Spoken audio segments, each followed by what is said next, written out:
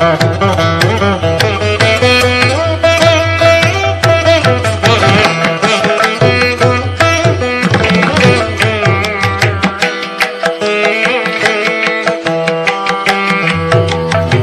Project భీమనవారిపేట వద్ద వేంచేసి ఉన్న శ్రీ విజయదుర్గ రామలింగేశ్వర పంచముఖ ఆంజనేయ స్వామివారి దేవస్థానంలో కార్తీక మాసం ముగింపు సందర్భంగా స్వామివారికి ప్రత్యేక పూజా కార్యక్రమాలు, ఆలయ అర్చకులు వివిధ రకాల పండ్ల రసాలతో పంచామృతాభిషేకాన్ని, అన్నాభిషేకాన్ని, చండీ హోమం, అన్నప్రసాద వితరణ కార్యక్రమాన్ని ఆలయ అర్చకులు చింతలపాటి వెంకట సుబ్రహ్మణ్యేశ్వర శాస్త్రి, చింతలపాటి నాగ వెంకట పవన్ కుమార్ శర్మ ఆధ్వర్యంలో నిర్వహించారు. ఈ సందర్భంగా వారు మాట్లాడుతూ గత 5 సంవత్సరాలుగా కార్తీక మాసంలో స్వామివారికి అత్యంత భక్తి శ్రద్ధలతో అంగరంగ వైభవంగా పూజా కార్యక్రమాలు నిర్వహిస్తున్నామని తెలిపారు. ఈరోజు పంచామృత అభిషేకాలతో పాటు స్వామివారికి అన్నాభిషేక కార్యక్రమం, చండీ హోమం కార్యక్రమం నిర్వహించామని తెలిపారు. ఈ కార్యక్రమానికి మాజీ మంత్రి వర్యులు వెల్లంపల్లి శ్రీనివాసరావు హాజరై ప్రత్యేక పూజా కార్యక్రమాలు నిర్వహించారని తెలిపారు.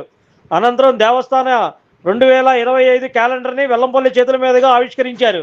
ఈ కార్యక్రమాన్ని ఆలయ కమిటీ నిర్వాహకులు వేకువజాము నుండి భక్తులకు ఎటువంటి అసౌకర్యం కలగకుండా అభిషేకాల అనంతరం క్యూ మార్గం ద్వారా స్వామివారి దర్శనానంతరం తీర్థప్రసాదాలను అందజేశారు. అనంతరం మధ్యాహ్న సమయంలో సుమారు 5,000 మందికి అన్నప్రసాద వితరణ కార్యక్రమాన్ని నిర్వహించారు.